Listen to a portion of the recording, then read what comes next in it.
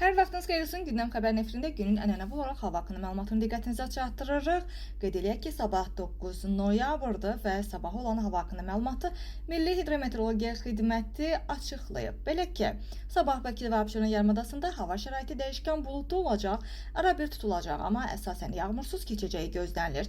Gecə və səhər bəzi yerlərdə zəif duman olacaq. Cənub-qərb küləyi, şimal-şərq küləyi ilə səhər əvəz olunacaq və havanın temperaturuna gəlincə havanın temperaturu gecə 9-13 dərəcə isti, gündüz isə 17-22 dərəcə isti olacağı proqnozlaşdırılır.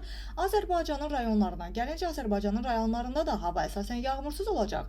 Lakin gündüz bəzi dağlıq ərazilərdə qısa müddətli az yağış yağacağı və arabir duman olacağı ehtimal olunur və şərq küləyi əsəcək.